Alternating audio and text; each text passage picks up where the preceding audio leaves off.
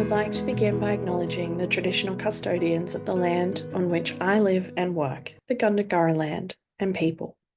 I pay my respects to their elders, past, present, and emerging, and extend that respect to all Aboriginal and Torres Strait Islander people. I also want to acknowledge the traditional custodians of the lands on which you, our listeners, are joining us from today. I recognise the deep connection that First Nations people have to this land, their enduring culture, and their commitment to the preservation and care for their country. This land was never ceded, and it always was and always will be Aboriginal land.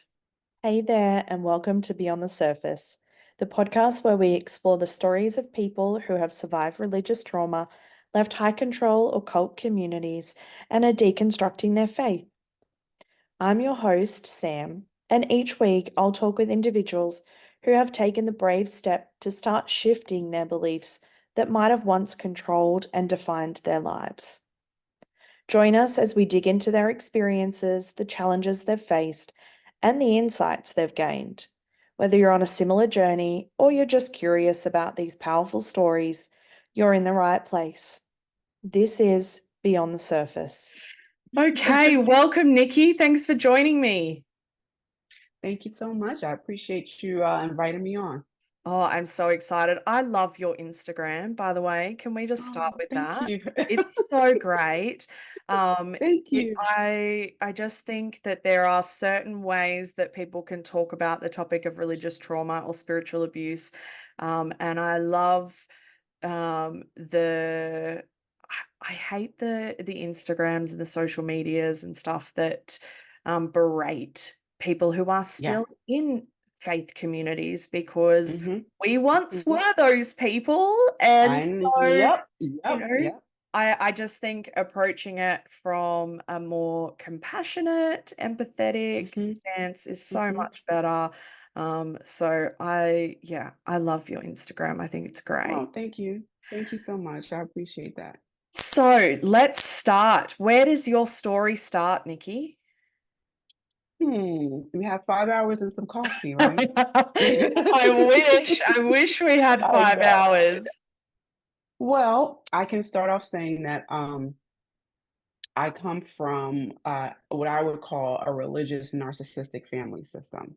Okay. So that's a double whammy of two toxic, families of origin style, so to speak. Yeah. And so being raised, especially as a Black woman, and not to hit with statistics so early, but in America, 8 out of 10 Black Americans identify as Christians. Mm, So if you didn't go to church at home, if you went to your friend's house, you were going to church. If you went to your cousin's house, somewhere or shape or form, you were getting into church. right. And so, I was raised in an environment like that, but there was also some narcissistic dynamics that took place in my family of origin. And so I was not conscious of the fact that I was, you know, in a slow I kind of call my family almost like my first cult, and we'll get into Mm, that later, as far as how many I've been in. yeah. But it was where I learned to be conditioned to looking to authority to define my reality. Mm, Looking to authority figures to tell me what to do and where to go and to guide my life. I mean, now when you're growing up and you're a child, that's normal, mm, but when the dysfunction is a part of that system, you learn to disconnect from your own intuition, your own inner compass. You learn to not believe yourself, mm, and you put that responsibility on others. And so I didn't know, my parents probably didn't know, but I was being conditioned to eventually be, attracted to toxic spiritual communities. And, we'll get into that some more. But mm. that's how I started out. Oh my goodness. I mean, that hmm indoctrination is, I think it is just, I mean, I've done so many trauma training, right? And hmm hmm not once is indoctrination ever in the list of things that can cause trauma for children. And I hmm just think, hmm it is just the beginning of, like you said, that disconnection from yourself. Yeah. Yeah. What was Yeah. some of that conditioning that you experienced as a little girl? Yeah. And, prefacing and the reason why I'm not going to try to belabor the point, but just being a Black woman and Yeah. having, that foundation of, my mom's from the South, my grandparents on my mom's side. So slavery, the effects of the enslaved, the effects of Jim Crow, Mhm. Reconstruction era, these things that took place in America, that affected the generational line. Yeah. And so, on one hand, I describe what I grew up in my family of origin, but I have understanding as to why, the generational trauma continues Mm. to get passed down. And the older generation in the Black community itself, don't talk, don't tell. If you survived it, if you're out of it, it's probably out of you and you don't need to talk about that. What are you going to therapy for? You don't need that. You just need Jesus. And so I was surrounded by that type of language majority of my life. But particularly in my family of origin, forgiveness was a big theme. Mm. That was pushed a lot. And it's not like anyone sat down and said, if you want to get ahead in the world, you want to just forgive everybody and everything will be nice. But that's what was relayed to me. Yeah. So keeping the peace, making sure everybody is happy, people please if you Mhm. must, and if people do you wrong, you may be upset for a minute, but just forgive them so God can forgive you, so you're in right standing with God, Mm. and then maybe things will be better in that relationship. And so I've watched it be modeled out from my family of origin, and I've seen it be imposed on me to do the same. So as I was in my adolescent years, and I had issues with some of my interpersonal relationships, friends, and things of that nature, and I would share that with my family. I was usually at fault Mm. because, it was said, I had to talk about something. I was the one like, this is not right. Do we not see this pink elephant in the room? Do we not smell this pink elephant in the Yeah. room? And so, when I've been conditioned to, oh no, that situation, it was probably you because, you like to chatter, chatter, chatter, and but I didn't really understand then. That was part of their coping mechanism. Mm. That was how they coped in a maladaptive way, was to deny and to ignore and to dismiss. And so not only was that verbally said to me, but it was demonstrated. Mm. My perspective was not safe. What I called reality was not safe. My inner compass was not safe. I was not safe. Mm. And this is just, and this is coupled with scriptures that were used that would try to enhance those beliefs, so forgiveness was one, loving your neighbor, but that scripture talks about loving your neighbor as you love Self. yourself. For some reason people forget that part. Yeah. I Yeah. know I did as I got older, and I claimed Christianity for myself, and I had my own walk with God. I was not doing that. I was trying to please God, Mm. and then I was trying to please people, but I forgot about myself, So, obedience, prayer. I think one of the other strong values that was instilled in my family of origin was this window, this box, this fishbowl, if you will. This everything you need is in church, it's in Mhm. God, it's in faith, it's in prayer and fasting, it's in the Bible. Yeah. That's it. Anything outside of that, probably not as safe, probably is not authentic. At the end of the day, there was a song that was, I don't remember the name of the song, but part of the song that's very typical in a Black church. There's a saying that only what you do for Christ will last. Oh, wow. So there's a lot that can be pulled from that, but if Mm. that's used in a very abusive and erroneous way, people start to tend to think that everything else that does not have some type of Christian theme to it, then it has no merit and it's insignificant. And I kind of grew up seeing that and believing that, Mm. So right there. And it is all consuming, right? Like it literally just Oh, people yeah. think, it's not just going to church on a Sunday, it's your worldview, it's your, like you said, your compass, Yes. it's your value system, it's your Mhm. morals. It Mhm. determines right from wrong. And so it is so Mhm. much more than just going to church on a Sunday.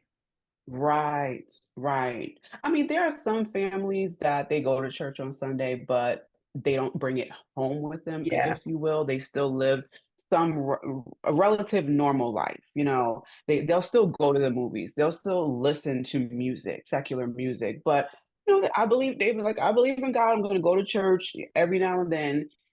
But that was not my family. We were Yeah. very religious, always in church, and, that's kind of the environment that I grew up in, and there was always friction between different family members and I didn't understand way until after the cult involvement, and I had to start unraveling all these threads where the developmental trauma and the religious trauma were intersecting. And that's when you're like, wait, I have to process this. Wait, all of this connects with this. Yeah. So yeah. Yeah, it's like I use the analogy, it's like detangling Christmas lights when reality you just Oh, wanna like I like yeah, that. Can I you use that? I will absolutely. reference you. That is so true. Yeah, Oh yeah, my and all gosh. you wanna do Yeah, is yeah. just throw them in the bin and start again, but Yes. you can't do that. It's your life. Yeah, Yeah. absolutely. Okay, you've Wow. mentioned it a few times, and I know that Okay. I've read a bit about your story, and so I know there is Mhm. not just one cult to come. So let's start unraveling Yeah. that a Yeah. little bit. Okay. Okay. So that was, the baseline, that was the foundation. And as I got older, even in adolescence, I found myself attracted to a lot of toxic relationships, friendships, boyfriends, things of that nature. And again, I didn't understand, but I knew that there was this pulse in me. I couldn't fully articulate it then, but there was this thing in me that's like, I wanna be seen. No one sees me. I wanna be loved. Who's gonna love me rightly without all of this dysfunction? Couldn't Yeah, articulate it then, but I think that was the energy that was being emitted from me. And so, on one hand, I'm aware of that, but on the other hand, I feel like it almost kinda put a bullseye on me, and because other thing is family of origin, I was not I was taught that predatory people are kind of safe. Not directly. No one set me down and said, yeah, a predator is safe. mm, But with all the people pleasing, with all the forgiving, with all the they're okay. I don't so mm, I started to think when I start to pick up signs, because having some empathic nature, being intuitive, I would realize something's not right with this person. Something's not right with this situation. But I would just say, oh, that's just me. I'm yeah, pretty sure it's okay. So I picked that up and I learned that. So when I would meet friends or boyfriends or different communities, and if I saw something, I would dismiss it. I would not trust my intuition. Because, a lot of times our intuition is not like we have all the receipts when we yeah, first start picking things up. yeah, It's more of we sense it, we feel it, but then the receipts may come later. mm, But I did not know to wait for those receipts. So I would feel it. I didn't see any proof around me. So yeah, then I just would determine, oh, it was me. So yeah. this continued. Go ahead, go ahead, go ahead. Oh, I Go was just ahead, gonna go say, ahead, go not to ahead. mention that even with like when someone has a strong intuition, that's suppressed anyway because you are not supposed to rely Yeah. on your own understanding. So No. even if you do Nope. have that strong intuition, you naturally learn Mm-hmm. to suppress that and ignore it Uh-huh. because Mm-hmm. I'm not so, do not lean on your own understanding, and so In all thy ways acknowledge him. yeah, Yep. Mm-hmm. Mm-hmm. absolutely. Mm-hmm. Mm-hmm. So yeah, Yeah. So you have the family of origin that kind of teaches you that, and then you have the scripture, and yeah, then if you connect it to an abusive leader, they use that to hook you to their understanding because they're delegated by God to tell you what to do. We'll get there. But anyway, So at 19, I got saved. I'm thinking this is probably the first podcast where I'm fully telling my story. So Oh, I love yes. this. Yeah. So I've taught bits and pieces, but okay. So at 19, I was in college and I started hearing about this song that was popular in the rap community. It's called "Who's That Peeping in My Window." It's such an old song, and it intrigued me. I like the beat. I asked a friend of mine, "Hey, what are they talking about?" And he's like, "You don't know? No, that's why I'm asking you. What are they talking about?" So he starts to tell me about the New World Order and secret societies and conspiracy theories type stuff. And I had never heard this type of stuff. And so I said, I was very curious. So I went to the library, I went to the bookstore, I bought books. And man, did I start. That was where I cut my teeth going down a rabbit hole, my first rabbit hole. But everything that I read, and when I say I went down a rabbit hole, like summer break came, I went back home. Stayed in the library the whole summer because I had to connect, I had to unravel the cord, right? Yeah. But things started pointing me to the book of Revelation, Ezekiel, Daniel, all the end time apocalyptic books. Because up until this point, I was attending church, but it wasn't real for me Mm. until I started reading all this stuff. And then as I started reading things, I'm like, well, wait a minute. If these things are going to happen, then Jesus is the only way to stop this. I mean, I'm going to be honest. I had selfish reasons for giving my life to Christ at first because I'm like, well, you're the only one that's going to be able to save us from this. So let me just, I mean, I'm familiar with you a little bit. Let me just make this real. Yeah. And so I got saved in my basement at the age of 19. I didn't wait to go down, to an altar call or respond to one. I got saved and I said, if you are really real, I need you to make this real to me. And so that's what I did. And I took it serious. I stopped listening to secular music. Like immediately, I went into black or white, all or nothing type of, you know, it was already in my system. So it was easy for me to just lean into that, And so as I'm eating all this food, spiritual food, I went back to the church I grew up in. It wasn't enough because now I'm feasting after all these things. So I think, and the church is boring now. And within 3 months, they had me teaching the youth ministry, and it went from 5 to like almost 50 kids, and I'm talking to them about Jesus is returning and all this other stuff. I mean, they liked it, I guess. I think about it now, and I'm like, but I did all of this, and it wasn't enough the church I was at. Like I had a pastor tell me this as I was processing a lot of my experience later. And I'm so appreciative that he said it because I didn't realize till later on when I look back at my church history, I was almost like, as they say, chasing the dragon. Mm. I got that one high, that one hit during that initial stage, and I wanted something that was intense and demonstrative. And I couldn't deal with the quiet church or just, oh, we go to church once in a bloom. Like I needed more of God. And so I found myself in my first cult. And this was predominantly black church, and the pastor was a female, and her husband was the worship director, and it was filled with a whole bunch of young people, a lot of young adults, and that was like, you mean y'all are serious about this too? I'm serious about this too. Oh wow. So it wasn't even so much what they did in church, it was what they did outside of church. They were on fire for God. We prayed, we fasted, we evangelized, we worshiped together. And so I just was like, this is home. Mm. This is what I need in my life. And then the actual pastor, what she called herself an apostle, I started to connect with her instantaneously because she, at the beginning, there was a lot of love bombing, and she Mm. reflected the unmet needs that I still had with my mom. She wanted to know about my life. She spent time with me. She helped me open my first checking account and put the first $100 deposit in. So I stayed under her and looked at her like my spiritual mom.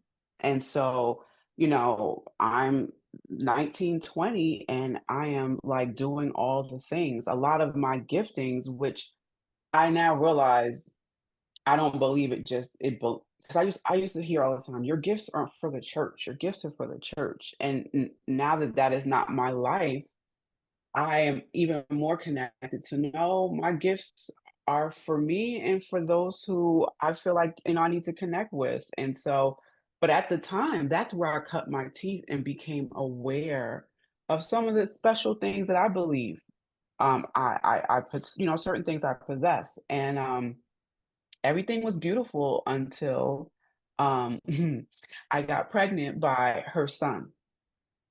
So my 23-year-old daughter now is the grandchild of my first co-leader. So yeah. Yikes. Talk about tangled Christmas lights, Nikki. Yes, yes, hey. And we are just getting started. So yeah. Goodness. Okay. And I Uh-huh. would imagine that that would not have went down well. No, it didn't. Mm, No, it didn't. I mean, there's a lot of details to it, but I have more yeah. quotes to talk about. So I just, I'll just say it did not end well. Yeah. And it ended very traumatic to the point that, she kind of physically assaulted me. And it took that for me to actually say, with my daughter in my hand, for me to say, okay, I can't be here anymore. Yeah. I can't do this anymore. And the thing about me that was, I think, instilled in my family of origin and just with, my version of Christianity, what I was ingesting at the time was you don't quit. Yeah. The hardship you're going through, you're suffering for Christ. Yeah. So I never looked at it like, right. I never looked at it as abuse, Yeah. right? I looked at it as this is harm, this is hard, this is painful, a lot of tears and confusion, but I did not see it as abuse. Therefore, I remained and I fasted and I prayed and I tried to endure because I wanted to be rewarded by God. I Mm, wanted to please Him. And I wanted to say, the devil didn't win. There was something that my ego wanted to be able to say that. But at that point, when it came down to, her physically assaulting me, with my daughter in my hand, it was just like, okay, I mm. can't come back here anymore. So that's kind of how I had my exit from that cult. Oh my goodness.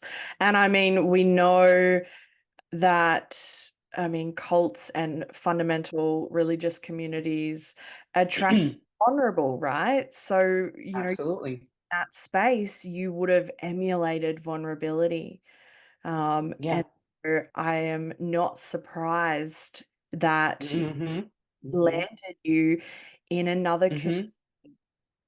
Yeah. Yeah. Yeah. And of course, you don't see it as such. yeah, of course. A lot of times, you know, vulnerability is why, and I wait to a lot of my clients that I do when I coach if and when they're ready. Some may not get to that point, and I respect that because the last thing you do is you push a trauma survivor to, we may see, but I don't like to do that. But for me, a big part of my healing came when I was able to say, okay, these are the abusive things that happen from the leaders and authority figures. Mm, And I'm going to put it here. I'm not dismissing it. I'm going to put it here.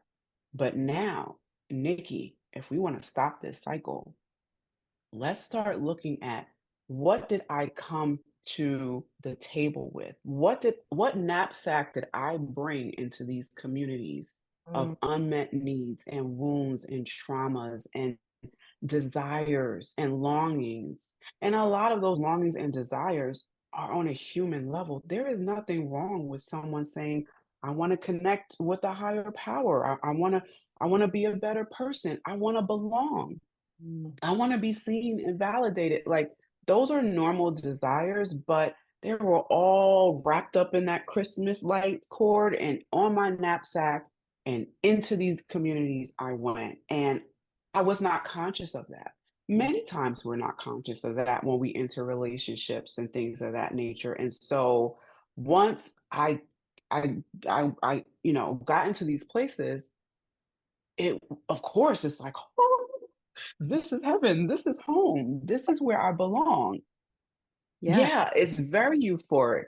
Yeah. And, coupled with what music can do Mm, to us emotionally and psychologically. And then a lot of the communities I gravitated to, they were very into the prophetic yeah. and prophetic love bombing and making you feel like you really really belong here and God is calling you here. So it was hard Yeah. to deny that pull internally and externally. Yeah, Yeah. absolutely. I mean, emo emotional manipulation is one of the hardest things to be Yes. aware of because Yeah. it's designed to make you feel a certain way. And if it's designed to make you feel seen and like you are a part of a community or a family, Yeah. family is often Hmm. the language that's used. Um, Right. how are you're not meant to see it. It's designed in a way for Mm-mm. you not to see it. Hmm. Hmm. Hmm. So how did cult number 2 come about? Well, after that, I took a break for a little bit, not a long break, but enough to start to do some digging and unpack a little bit of what I went through. Okay. So I found scriptures that kind of spoke to how she, as the leader, treated myself and others. It wasn't just me. So I found the scripture that talked about shepherds that have, that are leading wrongly versus right. I found things to say, okay, I think I came to the conclusion that it was toxic. I don't know if I really fully came to the conclusion that it was a cult. I might have, but it was more spiritualizing things. I did not understand cognitively, psychologically what I was in. Therefore, eventually it was like, okay, well, I want to go back to church. Mm, So I did find another church, but the church I found, I would say probably out of my church history between, this is probably one of the safer churches out of my church history that I went to next. So it was not a cult, mm, but this is the thing in 2024, like, when people think of cults, they a lot of times they think of, okay, you have to be there. There are mm, people connected to cults online, absolutely. right? So Yeah. even though I was in this safer church, more healthier church, I was still connecting to a lot of these ministries online and they were pulling and I'm getting all this indoctrination even though I'm not there, but it pulled on me enough to say, you know what? I think I want to go visit this place. I know it's not in the town that I'm from, but I want more of God. I want to be a good soldier of Christ. I want to do the things. I have my daughter at this time. I want her to know God like this too. And so, eventually I found myself moving to Kansas City, Missouri, Right. and I became part. Yeah, so right now, the cult that I was a part of then is been in the news since October with all the things, and I'll name this one. It's called International House of Prayer in Right. Kansas City, Missouri. So yeah, Okay. so I became a part of that, and it was like, woo. But again, International House of Prayer in Kansas City, they were very end time orientated. So remember, that's how I got saved, with an end time apocalyptic type of palette, if you will. And prayer was there, worship was there, young people were there, right? So it was a little bit it was an upgrade from what I came out of, and because it was bigger and not smaller like that initial first cult, it felt safer because, you can do whatever you want and things of that nature, and so, um, I, got my saddle and picked up my daughter and say, "We're gonna go and I want this so bad, I'm going to move and take a risk and do this." And, I'll pause right there. Oh my goodness. How long were you at IHOP for?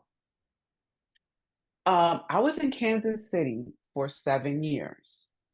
I would say hardcore part of IHOP, maybe about 4 to 5. The other years, was the other cults that I joined out there Okay. that what I would call IHOP adjacent. Okay. So, but I was still frequenting IHOP's prayer room. My daughter was going to a school that was IHOP adjacent. And so I couldn't escape it altogether, even though I branched off into, other cults or what have you. So you couldn't get away from the teachings, you couldn't get away from the prayer room. There was still a lot I believed. I just wanted something smaller, Mm, and, there's a lot of things that was going on that I just was like, "Ugh, I don't know if I can fully do this, but I can do it part-time, if you will." So, yeah. yeah, Oh my goodness. What is it like yeah. being a part of that space and now watching it unfold publicly? Yeah. I will say this, I was a little bit angry when the stuff first came out because I was like, "Okay, I worked through all of this. That has totally not been my life for some years now. I'm so far removed from that." Yeah. And you wanna hear something funny? The weekend before all this stuff dropped, I had just visited Missouri for the first time since I left years ago. Oh my But God. it wasn't Kansas City, it was St. Louis, which is on the opposite side, and I went there, to be a part of a retreat con for spiritual abuse and cult survivors. Oh my goodness. The So irony. I was there, the irony, right? I went there, because I'm a part of a Tears of Eden organization, and I'm on the board, so I was there helping and being a part of it. Came back the following weekend, and all hell breaks loose, so to speak, and I Literally. was like, "This is real," right? I said, As "This the is so from the end times crazy." cult. Yes, right? But I was angry because 'cause I'm like, I have things to do and all this stuff is just popped on my lap, but I'm like, you this is an inconvenient. I know that sounds Yeah. bad. Not what people have been through, but just you are invading my life and I did not choose for this to happen. That was my initial raw feeling. But over time, I said, you know what, Nikki, there's a reason. Mm, There is still stuff here. As it would be, like you don't heal and recover in 2 seconds from years of indoctrination. There are waves and levels to get through. So I was mad initially, but then I leaned into it and said, "You know what?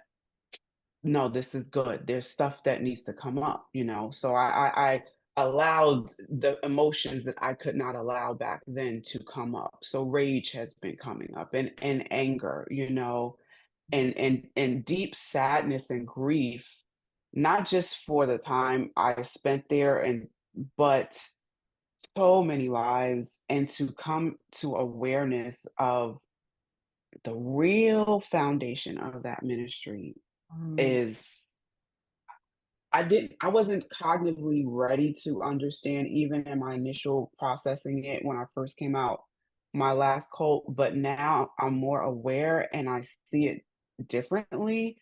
mm. And I'm like, I'm gonna give you my honest opinion, and I don't even know if I have the expertise level to say this, but this is just Nikki saying this, right? Honestly, what is going on there, I would actually say it is probably more paramount, more insidious than even the Jim Jones cult. Okay. Wow. Yeah, Okay. which yes, it ended with mass murders, and I'm not belittling that experience and what happened. But that was one area with that particular group, and even though it had mass effect on the whole globe when that came out, Mm, this ministry and the heart of America has so many tributaries to it globally mm, that it's not just that place that's being affected. There are so many houses of prayers globally that are hurting and in mourning and are trying to process, was this all a hoax? Was this really real? How do I, quantify my faith level? It's a lot to unpack. A yeah. lot to unpack.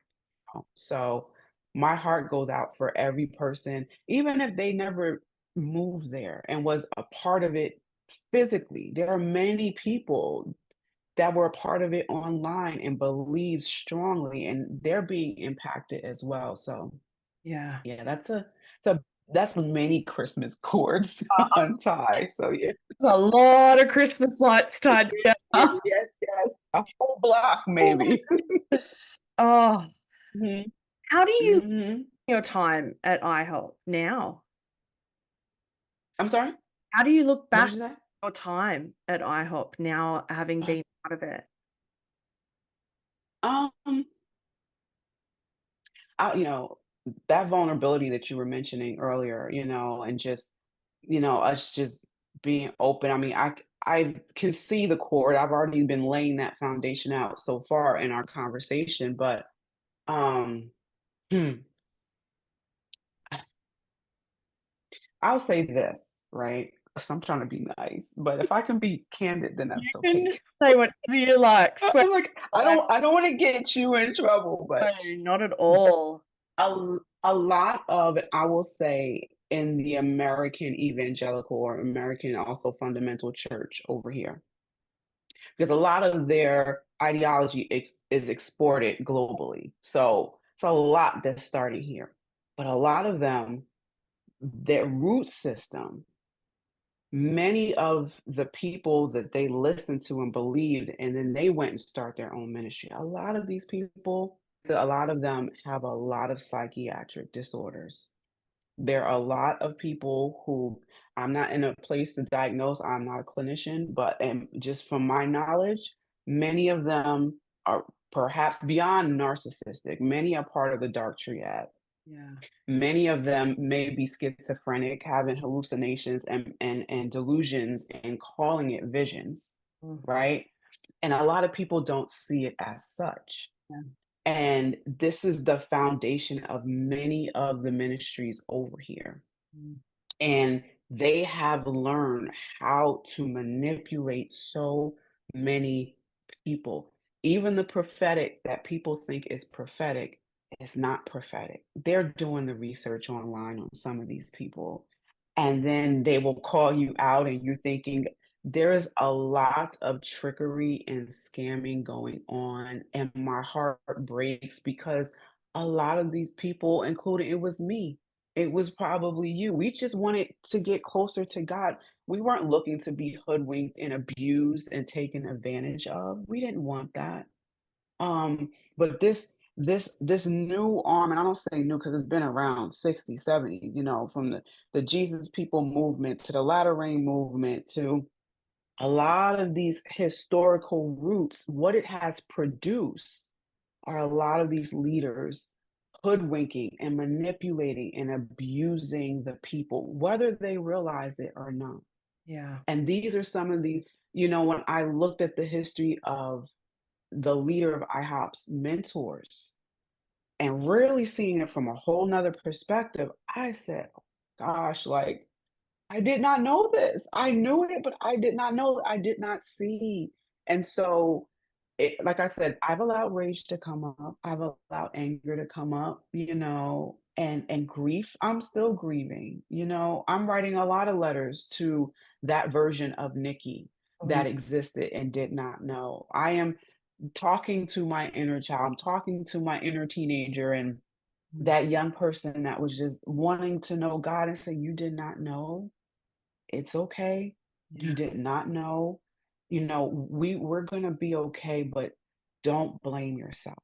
It's not your fault. And that is important to me in general. This is important to convey that to my clients and people I speak to. But I am really walking this out in real time now. And I'm taking my own medicine on a deeper level, unpacking that experience. So Absolutely. yeah. And I think anybody who works in the religious trauma or deconstruction or spiritual abuse space Hmm. is walking alongside in their own journey because, healing is not a destination. And I think Mm-mm, um, mm-mm. David Hayward, the naked pastor, said, that deconstruction Yes, I love him. style, it's also not a It destination. is. And so, Mhm, we are walking the same walk just at different paces mhm. or at different stages. Yeah, Um, yeah. Okay, so you said that the cults that came after IHOP were IHOP adjacent. Mhm. What Yeah, yeah, what was the experience like for you coming out of the final cult? What was that like? yeah, yeah. Great question because that was really the straw that broke the camel's back. Yes, IHOP did a number on me, but I think that last cult probably would be the summation of all of them that I experienced. And it was not as popular or known as IHOP. I don't even think we had a website at the time. You know, the cult has since dissolved.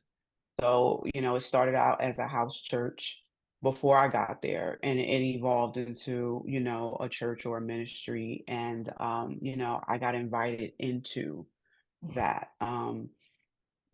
Yeah, that church. And again, I was a single mom at this time. So my daughter is tracking along with me in these different places, you know. So it was and I'm gonna be honest, that was a big part of my motivation to not give up on myself, to Mm, not throw in the towel because many, as you know, deal with suicidal ideations. Many, you know, can find themselves having to be, you know, in mental institutions, and there's no shame with that. But this type of trauma and abuse, it has such a deep impact that sometimes that is, you know, what happens with survivors. But every time I felt like I might be at that place where I would have to go, I would just be reminded of my daughter, yeah. you know, and she's a little bit like her mama in the sense where she loves to learn, she's very curious, she Mm, likes to read, you know, and so in that last cult specifically, she was much older in her teenage years, but she would be in there taking notes herself mm, and, you know, having her own personal relationship. So when we exited, there was a lot of unpacking that still had to be had for her. You know, and in the beginning, I tried to withhold a lot of information, but it got to the point where she needed answers and validation. So I had to help her. To the point that I felt was normal and healthy. At the same token, I wanted her to start her own process of what deconstruction looked like, where it wasn't the same thing where now I'm following mom all the time. She was old enough to find out what she wanted to do. But anyway, mm. yeah, this last cult, if you will, the teachings I think were even more sinister, more darker. There was a romance with martyrdom Right. that was more insidious than even at IHOP, Mm, because even their worship songs at IHOP would sing about the end times because IHOP's, end times view, and I can't break it all down like I used to, and I used to have all this remembered, but I have since allowed it to just dissipate, right?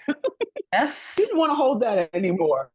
But in layman's terms, they did not believe that the church was going to get raptured, um, out before the 7 years of tribulation. They believed that those who are part of his bride, those who are his real church, they will be here Right. and they will kind of in those 7 years go through great suffering and prove to Jesus that the bride was comparable to him.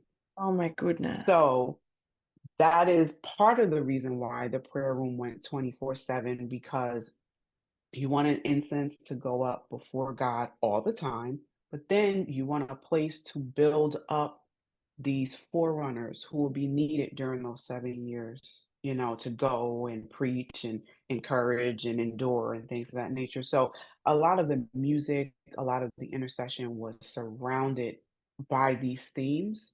But this last cult took some of that and went even deeper with like bridal mysticism, where the whole who is actually part of the bride of Christ there was very an elite type of teaching to it that everybody wouldn't be a part of it.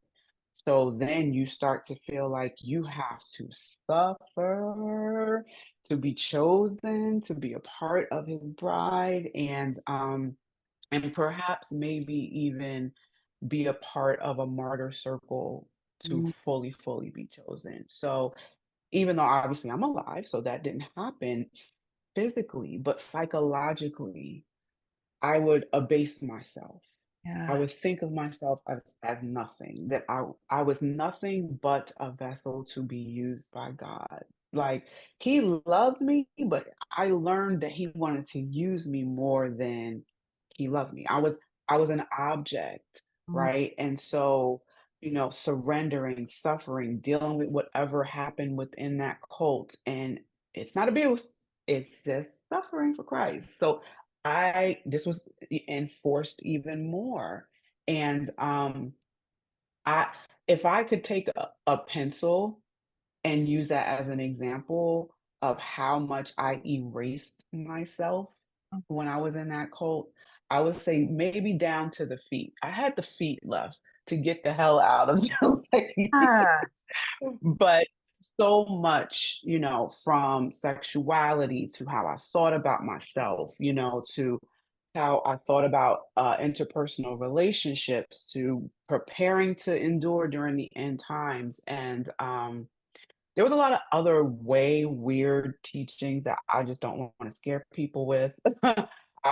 Maybe you and I could talk about that another time, but there was so much that I I think I was a shell of myself. My authentic self was already being eroded over a big course of my life from what I've already shared. But I think this place really just really knocked the wind out of me. So, I did not exit, it ended, right. which 'Cause I'm sitting here thinking, there's like, these like, are how did I get out? yeah, these are the cults that you see on the news that end in mass suicides and Yeah, yeah, yeah, that sort of yeah. thing.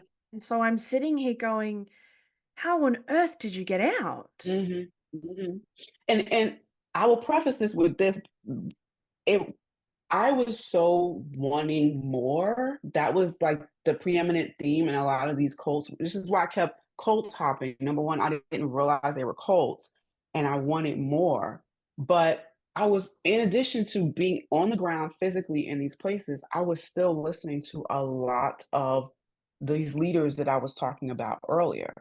I don't know if you're familiar with the NAR movement, which is New Apostolic Reformation. And I might have to come back on your Ah, podcast to explain that. But in a nutshell, it is a movement that a lot of these apostles and prophets um, felt that God was starting a third reformation after the Martin Luther Reformation, which is now the tone and the face of the church needed a facelift, so to speak, and that God was delegating the prophets and the apostles only to do the facelifting and give the marching orders for the church. well, And it's like the so, coupling over the other cults. yes, yes, exactly, It's like exactly.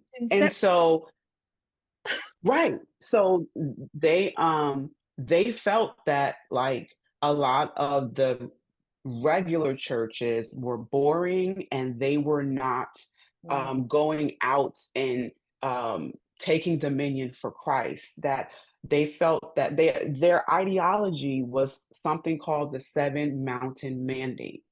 uh, And that means that there are at least seven major spheres of influence on the planet: arts and entertainment, family, government, religion. I can't think of all of them right now. But these mountains of influence, they felt that or feel that at the apex of these mountains, it's all of the devil's people. He's over the arts and entertainment. This is demonic and that's demonic. And so, right, of course, everybody's demonic. uh, But at the base of these mountains is the church. And they felt we're not winning this battle for Christ. So we got to get up on the top. So how do we do that? Well, this is when they start getting very strategic and start teaching these types of teaching in the churches, and it totally changes kind of the face of fundamentalism, evangelicalism, and so now you don't necessarily, not that you don't pay attention to the pastor role, but it's really about the apostles and the prophets. And it's a whole, like I said, I can come back and talk about that. But anyway, that teaching, I was listening to ministers talk and prophets or whatever. I was eating off of this in my spare time, if I even had any, and still at this cult simultaneously, and so I'm ingested. I sometimes I sit back and I'm like, I can't believe that was my world. Like, when this IHOP stuff came back up, I was like, all these memories flooded back because I feel like I've lived like 3 or 4 different lives so far because I Mm. had to totally come out of it. But anyway, it it ended because the last cult leader, he felt that God was calling him to go and tag team with another cult leader who was really into martyrdom and almost like a spiritual masochist, if you will. Like, he was just very consumed with how much can you surrender for Christ, like. And so my cult leader said, hey, I'm gonna go over there, God's calling me there, this has got to end, do not try to duplicate this. We did a lot of spiritual warfare in that cult over the city. And he's like, if y'all try to do this again, y'all gonna get affected by it. It was a mess. So it ended, and like I said, it was bittersweet because I don't know if I would have left. I mean, Yeah. eventually maybe, but I would have stayed longer, even though I was going through so much. Like, I don't have time to talk about specifically the abuse that I received from him directly. I'm just giving you a little preview of what the cult was like. But it ended, and now I had a chance to, as I say, the smelling salt can hit me because I'm not under directly that spell anymore, and I have a chance to breathe and to evaluate what the hell was I just in? Like, what was this? And sometimes when you're driving and you're quiet, all of a sudden things come up and you're like, oh, it was that type of thing for me. And I started realizing it always started with the scriptures first. And this tag to this, tag to this. And then I found myself saying, I went to Christian counselors. They were trying to encourage me to forgive him and, didn't touch any of this with a can of paint. I mean, honestly, I can't blame them. But they invalidated me some more. And I just was like, okay, and this is when I was still in Kansas City. I said, I can't do this anymore. It's hard to go to the prayer room because even though it was a different ministry, they believed some similar things. And I just I just was like, okay, the church world right now is not feeding me with whatever this is that I just went through. And I was so scared to do it because remember, everything outside that fishbowl is demonic, but I was experiencing some raw, acute PTSD symptoms when I left. Mm. Insomnia, flashbacks. I was having dreams of him really, really hurting me. I was still running to him and his wife in the city because our daughters went to the same school, and I just I was a mess, and so I did something that I probably would have never done back then, which was I actually went on YouTube and I started listening to people. I wasn't in the church, and Mm. I found Dr. Stephen Hassan, and he was talking about his experience in the Moonies. And I started listening to Yanya Lalish and her talking about cults, and I started reading, and I'm like, wait, I don't see anybody talking about the mind of Christ, and so I don't see any scriptures in here, but yet it was starting to give me language and understanding, and I'm like, wait. And so I just, again, I went on a bunny trail, but this time it was to help bring awareness and get some of that psychoeducation. And I did it afraid because I was so programmed that this was wrong. Everything I needed was in the church, in God. I didn't need to look elsewhere, but I was so desperate and I was hurting so much. You know, my daughter used to say she would come home from school and she could just feel the heaviness Oh, in the house because I worked from home because I was trying to hold everything together. But as I started to read some of this stuff and everything, I eventually had to move away from Kansas City because I just was physically getting sick there, and I said, I can't do this anymore. But um, I started to just learn at first, and once I moved away, once to get some therapy, they didn't fully understand this stuff. And I wasn't even mad at the time. I was educating them more. But in a way, I mean, that's what I needed because my PTSD was too acute to not go to therapy and not get the help. So I stayed with it, but I started to educate myself for me. I never planned on doing what I'm doing now at all for me and for my daughter because I said, I don't want this to be the mark of my life. This is my story, yes, but this is not who Nikki is. You know what I mean? yeah. I get to enjoy life and I laugh and I love nature and I love Marvel movies and Yeah. I'll watch the Game of Thrones and the Wheel of Time and I like to go to operas and like I'm enjoying life. I'm not saying it's perfect and I'm not saying I don't still have a lot to unpack. I do, but like you talked about healing, I don't look at it as the therapist just snapped her hand and I'm healed, or I go to a church and they pray for me and it's done.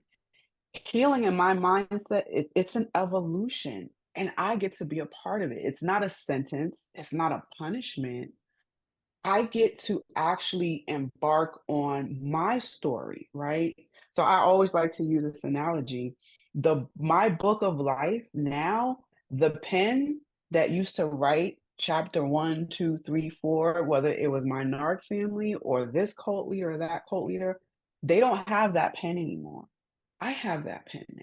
And I get to write my story. And it may sound cheesy or redundant for some people, but for me, it's everything. I have choice, and that was something I could not connect with Yeah. in my life story, but I love it now, So, I don't know, it was a lot, but sorry. You asked the right questions. Yeah, I think anybody who thinks that analogy is cheesy has probably never had the pen taken out of their hand. Mhm, mhm, It's mhm, like mhm, it's not cheesy at all. And I love um, mhm, it on your website where you talk about coming back to yourself. And I love that analogy mhm, was that is what it is like because there is that such a like Grand Canyon size disconnection with yourself mhm. and Yes. who you are supposed to be, right? Mhm, So mhm, the process mhm. is about almost taking ownership over your own life again. And that's Yeah, it's not cheesy, that's incredible. yeah, yeah, yeah, Yeah. yeah, yeah. Because, and in the Black church, a lot of the songs and the hymns that are sung, um, are kinda indicative of we'll suffer here, but we get to rest Yeah. when we get to glory. We get to be at peace, right? And I'm not saying anything's right or wrong with it, but after everything I've been through, I'm like, "No, no, no, no, no. No, no, no, no. I want joy here Yeah. on this side in my physical body. I wanna enjoy pleasure. I wanna enjoy laughter. I wanna be able to have interpersonal relationships. Does it feel risky? Sure. But curiosity, wanting to evolve, wanting to experience life, that helps to keep my anchor and my focus now, not pulling myself down, abasing myself, shaming myself, And, it took a lot to get here. Like I said, I never thought I would be doing this work, but it just kind of coincidentally, haphazardly, whatever adjective you want to use, it fell on my lap. And it resonated at the time it fell on my lap, and I said, "You know what? I think Mm, this is what I'm supposed to be doing, at least in this season of my life. I don't know if I'll do this forever, but for now, this is where I'm supposed to be." And I enjoy it, not for all the things or you get to meet. No. My favorite part of what I do is I like to go and sit right next to that survivor, so metaphorically, where they feel that no one sees them, no one hears them, no one understands them, mm, and say, "I see you, and we don't even have to move right now. Just tell me your story. It's okay, you know? I'm not trying to pull you into this and pull you into that. You need to work on." No, no, no, no. mm, Right where you sitting, right? Or right in that infirmary, I come and just sit right next to you. Like, I enjoy that because I remember when I started to untangle that Christmas cord, mm. man, was that hard. Yeah. You know, I tried to talk to people who were in the church. "Can you pray for me?" Pray Mm, for you?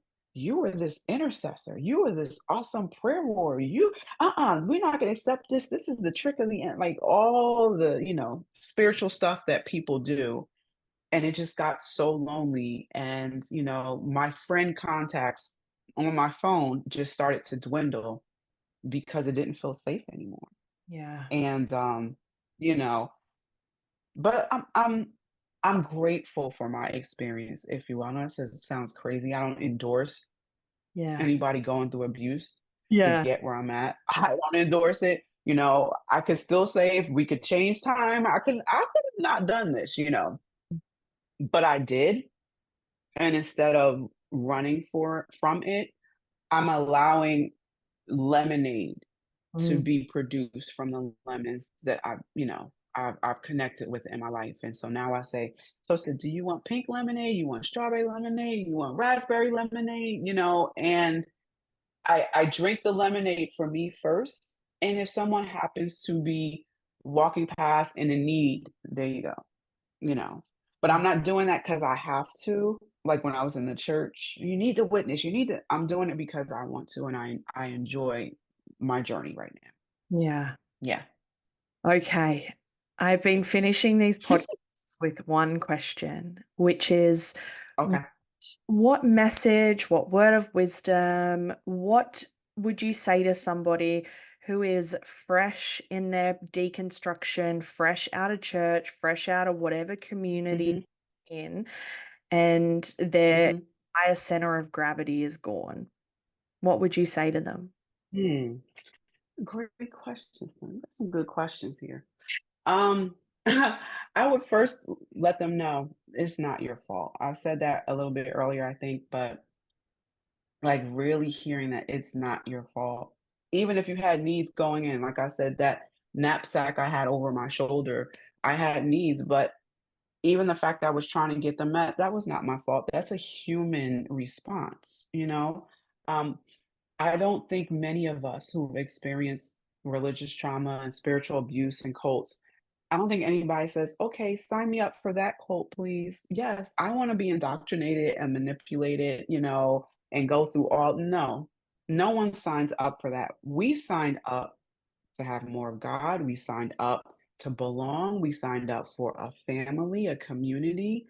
We signed up to learn more things that can help us in our own personal situations. So remember that's what you were going into that community for, not what they made you think that you were. It is not your fault. It's simple, but it's very profound. And I know I needed to hear that when I first came out because man, did I blame myself a lot. I Yeah. really thought, oh, here you go again. Law of attraction. You attract, all that stuff. And I just beat myself down. But no, it's not your fault. Yeah. Second thing I would say is it may seem hard, but like I was talking about that book of life, you're not at the end of the chapter of your book of life, right? Chapters 1 through 5 or 1 through 10 might have been written, and you look back at it and you're like, oh my gosh, I went through that. But there's more of your story to be written. Mm, Like I said earlier, it does not have to be defined by a cult leader. It does not have to be defined by a toxic spouse or partner or family. You can define it. You have choice, you have agency. Whether you are connected with that reality or not, hopefully you will Mm, be able to connect with that. But once you come into that, man, you start to see the clouds are clearing a little bit, right? And then I also the last thing I want to say is there is community now. mm, When I was going through it, I don't know about you, I didn't have these Instagram accounts to connect with and these community groups and all that stuff. I had to cold turkey do a lot of it on my own. I don't pride myself in it. I'm just saying it doesn't have to be that hard for many survivors now. mm. Podcasts, and retreats and memberships, and people are talking about religious trauma. You Yeah. don't have to do this alone.